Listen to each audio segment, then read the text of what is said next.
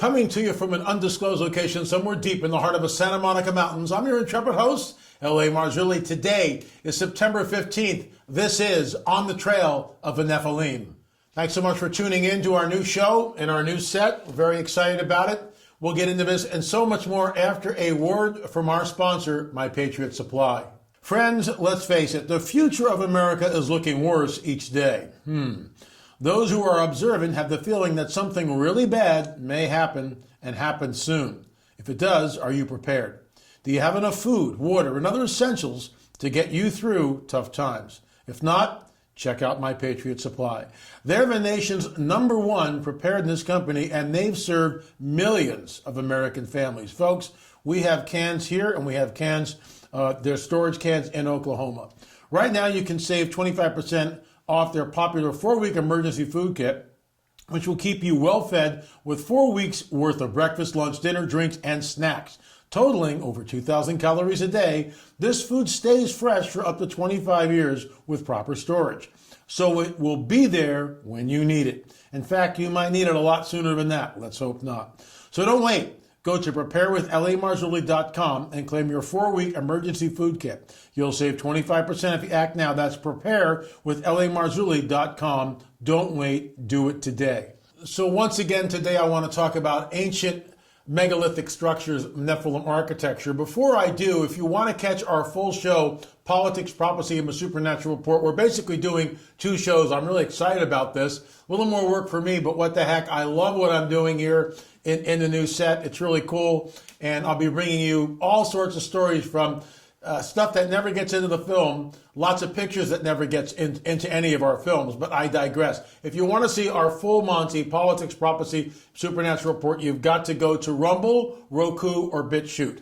And we are going to get a new monitor for the back here at some point, so you'll be able to see some of the pictures that we're showing. Anyway, once again, On the Trail of the Nephilim series, you can download all of them, all 7 of them, by going to streaming.lamarzulli.net, streaming.lamarzulli.net. Shameless plug, moving right along. I want to talk about this site, Sillustani. It's right on Lake Puno, near Lake Titicaca, right on the border of Peru and Bolivia. Just a very high place, really bizarre. And Sillustani is a pre-Incan cemetery on the shores of Lake Umayo, near Puno in Peru. The tombs, which are built above ground in tower-like structures called chupas, are the vestiges of the Kula people, who are Aymara, conquered by the Inca Empire in the 15th century. Okay, let's just stop right there. That's the official narrative. I get it, the official narrative. Everything's always a tomb or it's ceremonial. If I have a big guy like this right behind me, right, the huge giant there, and I talked to Derek Gilbert about that, and of course, Derek knows exactly who this is. But, that's just, hyperbole. They really weren't that big, really. So it's the same thing here. They call these things tombs, but as we will see today, in my opinion, these are not tombs. Let's move on. Welcome to Sillustani. I was there in 2014 with our guides, Brian Forrester and his lovely wife, Irene. Chase Klotsky was there, and some other folk. It was great.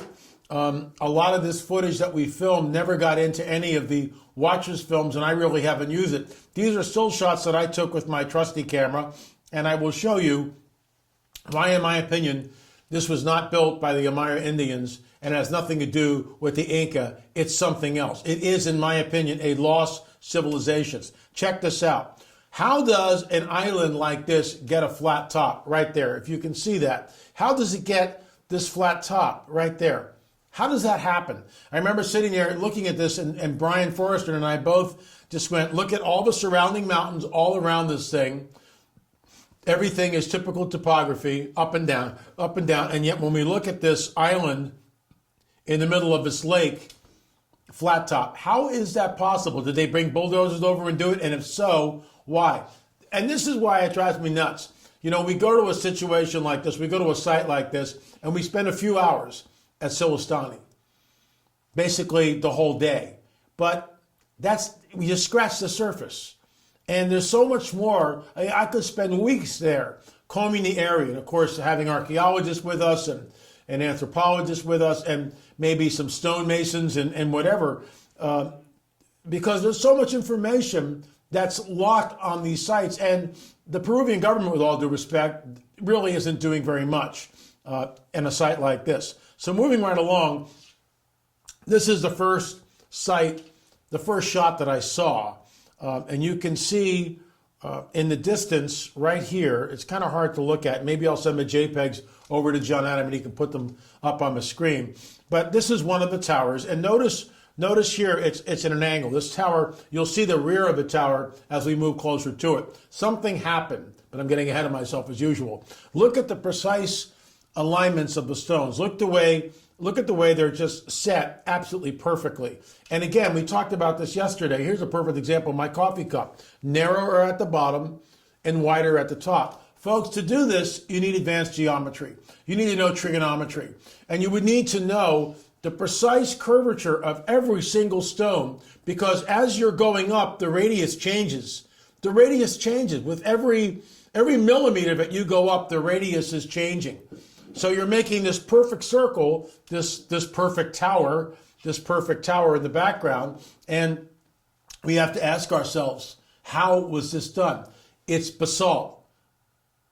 Very hard, about 6 to 7 on the Mohs hardness scale. The Inca only have copper chisels. What are we looking at here? It's a mystery. It's enigmatic. In my opinion, it's a lost civilization. Who? Nephilim architecture, fallen angel technology. That's conjecture. But when you go to all these sites, it's the same thing. We're looking at high technology, which was used, and then somehow it just vanishes.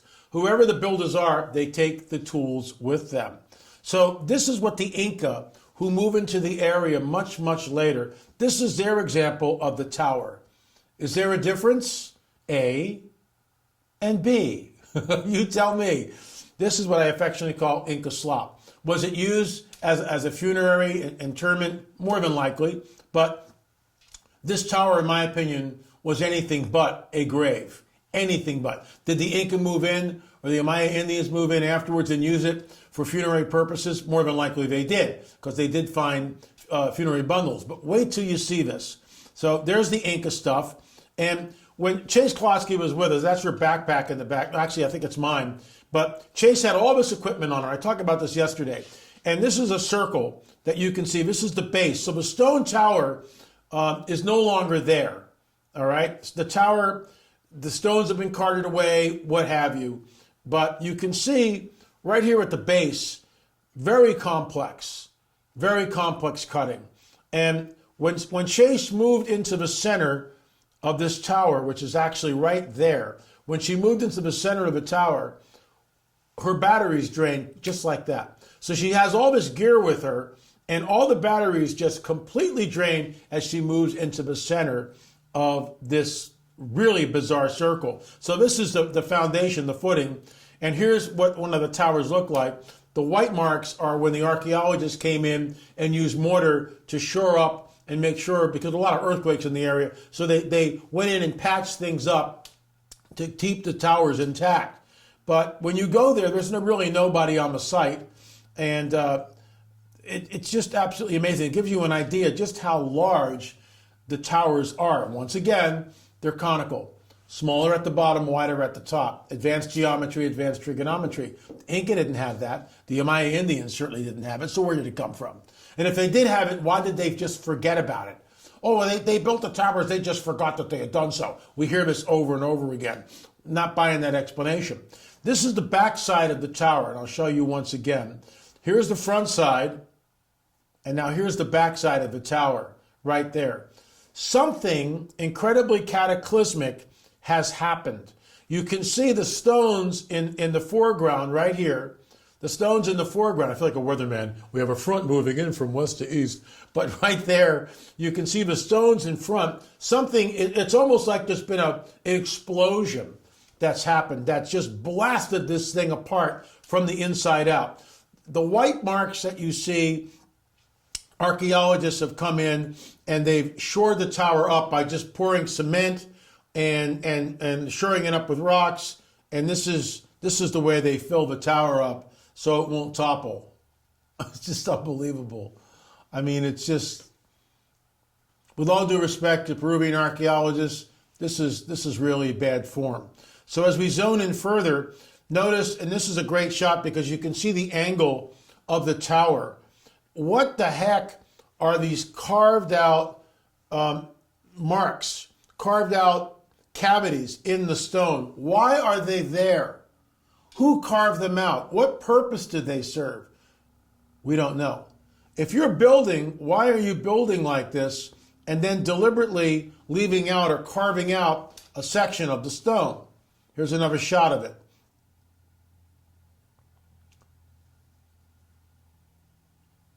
So if this is a funerary object, what do you need this for? Why does this stone have a hole in it? And what's that for? What is this for? Where there's like a basin, and on the other side of this lip here, what you could see, there was a hole connecting it to the hole right below. If this is funerary, why do you need that? Everything is built in stone, out of basalt. It's very, very hard. Inca has copper chisels. Look at the precision here. Look at the precision. Something else is going on here. Something else is happening, and we don't know what it is. We don't know what these towers were used for. In my opinion, and I've talked to electricians who've looked at this was some sort of a machine, some sort of a device, but we don't know what it was used for. We don't know the builders. We don't know anything about it. But to immediately go and call it, they were tombs, is absolute nonsense in my opinion. So once again, on the left here, you see the builders, extraordinary stonework, the joints imperceptible, and on the right-hand side of the screen, you call what I affectionately call Inca slop. With all due respect to the Inca, before you start having a cow over there. LA's making fun of the Inca. Well, it's inferior stonework. Would I love to have that wall in my yard? Oh, you betcha. Would I pay a handsome price for it? Absolutely. But if I have my choice, the one on the left or the one on the right, I'll take the one on the left any day. It's superior technology. And we were told this, that when the Smithsonian Institute, when they came in to places like the Serpent Mound and the Great Circle Mound and the Octagon Mound in Fort Anchin, they just scratched their heads and go, something else is going on here. Native Americans didn't do this. They knew that there was some sort of pre-existing culture which just vanished. Get the same thing down here. And I'll talk more about that these cultures, whoever is doing it, they just seem to disappear, and no one knows what happened to them. Lots of conjecture. Of course, I have my conjecture too. So you'll notice on the left here, these protuberances which come out of the stone. And then look at the Sillustani Tower. Is it the same builders? In my opinion, absolutely it's the same builders. Same type of stone techniques. And remember, look at the stonework. Look at the way it's absolutely fit with precision. You need advanced geometry to do something like this. And you know what? Thousands of years ago, they didn't have it. Anyway, folks, interested? I know I am, which is why we're on the trail of a Nephilim. You can download all 7 of them by going to streaming.lamarzulli.net. Download all 7, binge watch them. The Sillustani Towers is just one place that we've been. I'll probably talk more about that in tomorrow's show. Anyway, I want to get into our UFO segment and run that clip once again from Chase Klodsky because I think you'll find it really interesting. With Pentagon UFO unit in the spotlight, report mentions off-world vehicles not made on the Earth. Let's just stop right there. Why would they tell us something like that? And where are the American people? Where are the pastors standing up and going, oh my gosh, look at this. This is Fox News. What are we going to do with this? Off-world vehicles not made on this Earth. Do you realize what that means? Folks, let me explain something to you. What happened in antiquity, when we go here and we look at things like this, in my opinion, it is the same entities that are building all these artifacts that we see here. All of them, okay? They're building all these artifacts, building all these structures that we see. And now they're back and they're doing this. Who is the prince of the power of the air? Who is the one that controls the space above the earth? Who is the God of this world? Need I say more? So when we get to stories like this, report mentions off-world vehicles not made on this earth. Where were they made? Who's making them? In my opinion, it's the Dragon's Kingdom. And I realize there's guys out there on the other side of the fence, ancient alien. These are ancient astronauts from Zeta Reticuli. You don't know that. You don't know that. And contactees, when they ask them where are they from, they're always, say some name of some faraway planet or make up something. But in reality, we have no idea where these entities are from.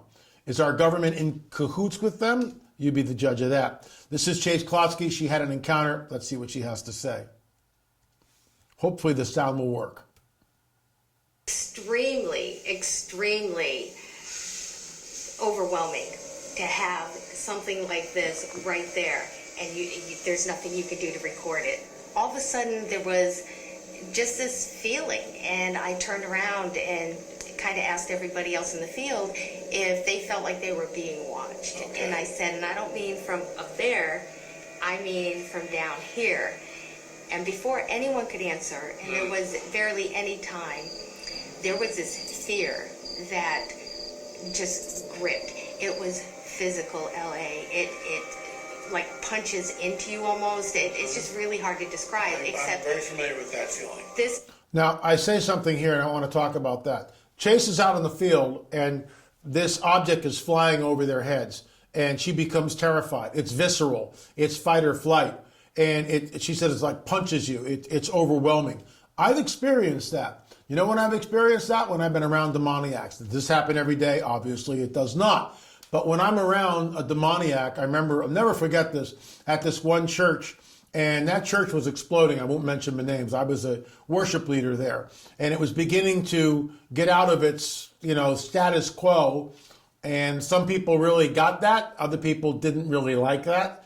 But when it begins to happen, when the Lord begins to move, and healings were beginning to happen, and words of knowledge began to happen, and the people began to work together in the gifts of the Spirit. Some of you may not believe that, but that's another discussion for another time. The bottom line was, it will attract the demonic. Just like in Jesus' ministry, when we read the Bible, and demoniac shout out, what have you to do with us, the Son of the Most High God? Things like that. They'll create disturbances. So I'm leading worship, and this woman, obviously demon-possessed, comes dancing down the center aisle with the goofy smile. That's what I call it. It's when you're around a demoniac, not all of them do this. Some of them will snarl or growl or whatever, but they've got this little smile and their eyes are really big. And I've seen that look before, and I know what it is. And when I went up to that person afterwards to try to pray and remove the thing from her, she didn't want it removed, number one. Number two, as I got close to her, bam, I got hit. So when Chase is talking about that, I know exactly what it is that she's talking about. Who is the prince of the power of the air? The kingdom of darkness. Let's move on. It's not fight or flight. This is times 1,000. This is every single cell in your body is very aware of a blind terror. Stop right there. Every cell in your body is aware of a blind terror. So if these are such peaceful entities from Zeta Reticuli, why is it that we hear this over and over and over again from contactees? Now listen, not every contactee will say this. Some contactees say, I was just filled with joy and awe and wonder and peace and bliss. I get that. They have the ability to mess with us on our emotions, and they can appear as angels of light. Why is it that Chase comes away with this experience? Because she's dealing with something very dark, very sinister, extremely nefarious, in my opinion. My equipment. I literally dropped my equipment. Your equipment's worth how many thousands of dollars? Many thousands So of you dollars. leave your equipment in the field. Yes. So you are genuinely terrified. Absolutely. The witness was in front of me, and all of a sudden he stops. He moved a flashlight, and never so shocked in my life, because standing 6 feet away was this little being about 3.5 foot tall. And so it's sort of a typical gray, although it doesn't have the huge eyes. They were almond-shaped. There seems to be different species of these things. The legs were very spindly. It moved very robot-like. Folks, are these avatars? In my opinion, they are avatars. They're not. They're biological constructs made by the dragon's kingdom to house the demons. Let me explain. Demons are the disembodied spirits of the Nephilim who perished in the flood and also afterwards. Read our book, Countermove. So they need something to inhabit, whether it's a person, a doll, an object, a herd of pigs, where Jesus cast them out. They need something to inhabit. They do. And the Book of Enoch tells us that demons are earthbound and they hate people. I mean, they absolutely hate us. And so a demon-possessed person has taken this entity. They are not fallen angels. That's a whole different deal. So the dragon's kingdom knows that it's got all these disembodied spirits running around. It needs something with to have that demon spirit possessed. So it creates this avatar. You know, the problem is most of us have a very truncated view of the supernatural. So when we get into this stuff, it's like, LA, that's just so far out. Really? Really? What about when Jesus is taken up to a high place? How does that happen? And shown in an instant all the kingdoms of the world. And then the fallen cherub goes, this all can be yours if you fall down and worship me. How is that possible? Is that space-time displacement? Did the enemy, the dragon, move him from one locale to another locale? It seems that he did. How did he do that? Lots of food for thought. No one ever talks about that. Then they go from there to the temple, to a high place on the temple, and the dragon goes, you know, throw yourself down. Angels will come and do that. And I get that. It's written in Scripture, Psalm 91. I understand that. He will command his angels to guard you in all your ways, lest you basically trip on a stone. And Jesus says, well, wait a minute here. You know, don't tempt your God with a foolish test like this. He's right. But how? The point being is, how does the dragon take our Lord and Savior from point A, this high place, over to the Temple Mount? How is that possible? You tell me. Very, very interesting. They didn't walk there. They flew. Or maybe they bilocated. We don't know. And Scripture doesn't tell us. So there's two schools of thought. I won't mention any names. We can either not have any conjecture. Well, the Bible's silent on it, so we're not going to comment on it. Or we can put on our thinking caps and go, well, it could have happened like this, like this, like this. Is it conjecture? Absolutely. But what's wrong with thinking about it? There's nothing wrong with thinking about it. In fact, it opens the doors to what the supernatural world is all about. I am a frank supernaturalist. The supernatural is more real than what's around us right now.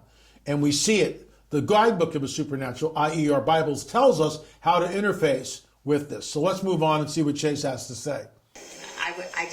I was so stunned. And the first thing that hit me was, oh my gosh, this is not that cute little Roswell alien.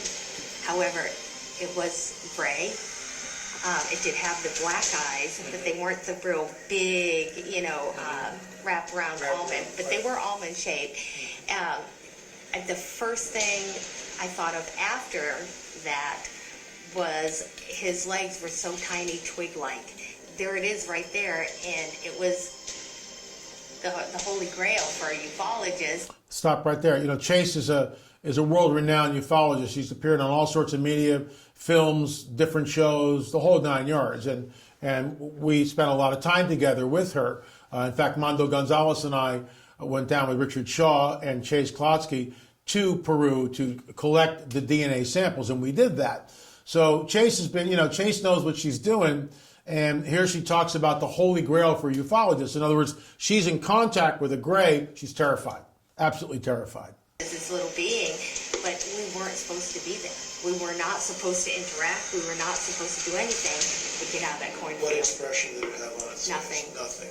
Absolutely. Did it gesture towards you in any way? No. Did it move towards you? Nothing. It just stood there. And you made eye contact with it? Yes. What was that like? Terrifying. So she makes eye contact with this entity. And I ask her, you can hear me on the film, what was that like? She says, terrifying. Folks, UFOs are real, burgeoning, not going away. Jesus warns us, even the elect would be deceived if that were possible. Why would he say something like this to us? Why would he make a statement like that? You see, we gloss over this stuff, and it's happening right in front of our noses right now. Why? Because the Pentagon has admitted, and other branches of our government, that UFOs, UAPs, unidentified aerial phenomena, are real. It's real. It's totally real. They're not denying it anymore. So it's out of the closet, literally. We need to do something about it. Talk to your pastor. You can watch the free film, UFO Disclosure. I say it every day. It's free. I'm not making anything off of this, okay? It's free. I can't do any more than that. I can't make you sit down and watch it, but you need to. Why? Because the information contained in that film is vital. What is coming is unprecedented. What is coming is actually already here, but when it's fully revealed, it will change everything. It will change everything. If you're interested in politics, prophecy, and the supernatural report, one more time, go to Rumble, BitChute, or Roku. That's the only place you'll find it. We're not doing that here. This is our new show. I love the new set. It's been here for quite some time. I built this set a while back, and I used it for episode 7, Lost Civilizations in the On the Trail of a Nephilim series. We'll be back tomorrow with more about Sillustani. In the meantime, folks, thanks so much for watching On the Trail of a Nephilim. Remember, we'll see you on the air or in the air.